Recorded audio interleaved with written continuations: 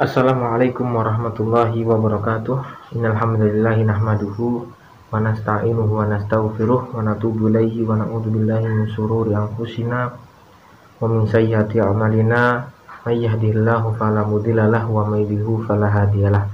Asyhadu an la ilaha illallah wa asyhadu anna Muhammadan abduhu wa rasuluhu la nabiyya wa la rasulahu ba'dah. Amma ba'd. Insyaallah pada kesempatan pertemuan kita kali ini kita akan membahas mengenai siwak ya. Di dalam kitab At-Tadhib Matan Nabi Suja, yaitu kitab fikih madzhab Syafi'i, kitab dasar fikih madzhab Syafi'i. Faslun wasiwaku mustahabbun fi kulli halin illa ba'da zawali lis-sha'im wa huwa fi thalathati mawadi'a ashaddu istihbaban 'inda taghayyuril fammi min azmin wa ghairihi wa 'indal qiyami minan naum wa 'indal qiyami ila shalah. Jadi siwak itu adalah mustahab ya, sunnah pada setiap keadaan.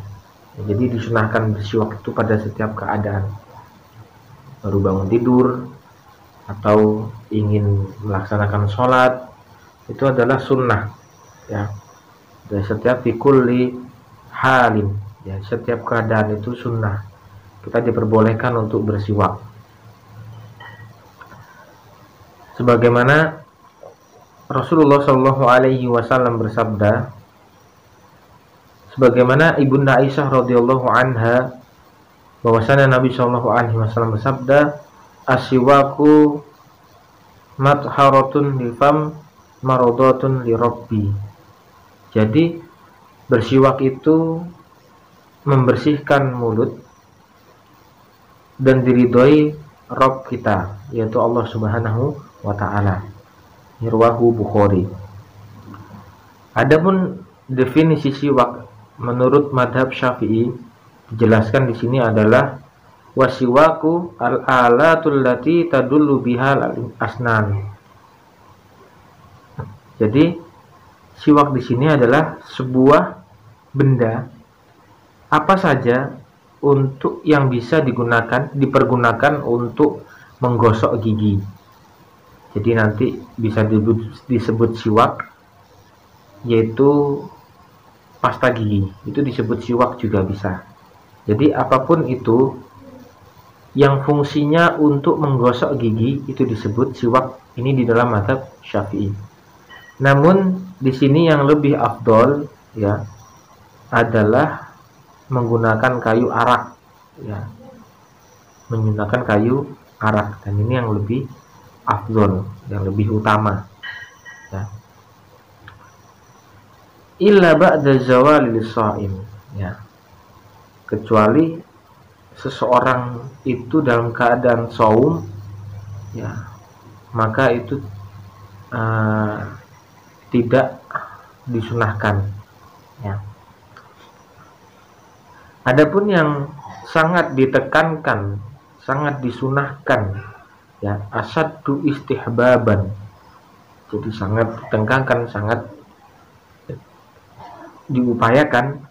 Yang pertama adalah inda taghayyuril fami min azmin wa ghairihi. Jadi manakala famun itu, mulut ini sudah ya berganti baunya ya. Jadi berubah bau mulutnya. Nah, itu sangat ditekankan untuk bersiwak ya.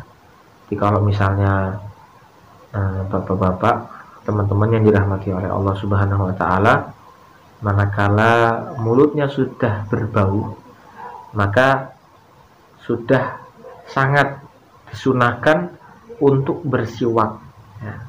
Kalau tidak bersiwak ya, dalam keadaan posisi sholat, sudah bau mulutnya, belum mandi pula ya, nanti kasihan yang samping kanan samping kirinya, sehingga mengganggu kekhusyuan sholat berjamaah ya. Lalu yang kedua yang sangat ditekankan, ya, istihbabannya, sunnahnya sangat ditekankan adalah wa indal qiyami minan naum, ya, ketika seseorang itu bangun dari tidur. Nah, ini sangat ditekankan, ya. Yang ketiga adalah wa indal qiyami ilas shalah, ya, ketika ia ingin melaksanakan sholat. Ini asyaddu istihbaban, ya, jadi sangat ditekankan, sangat disunahkan, ya. Adapun dalil yang mengenai ketika bau mulut itu disunahkan sekali untuk bagaimana bersiwak, kita akan lihat di footnote nih. Al-azm sukutut tawil, ya, makna azmun itu sukutut tawil, yaitu berdiam diri terlalu lama. Jadi kalau sudah berdiam diri atau tidak banyak bicara, diam saja yang terlalu lama, itu menyebabkan bau mulut ternyata. Atau meninggalkan makan dan minum, autarokal aklu wasyarbu, ya.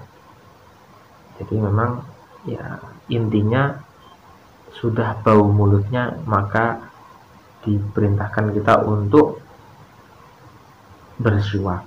Itu yang sangat ditekankan. Adapun bagaimana dalilnya ketika bangun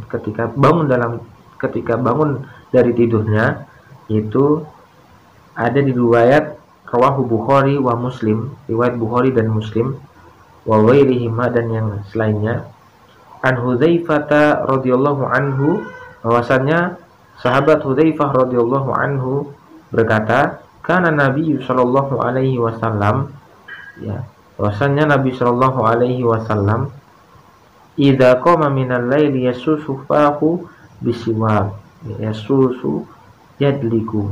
Jadi Nabi sallallahu alaihi wasallam manakala bangun di malam hari, beliau menggosok mulutnya dengan siwak, ya, yasusu fahu bisiwak, menggosok mulutnya dengan siwak, ya.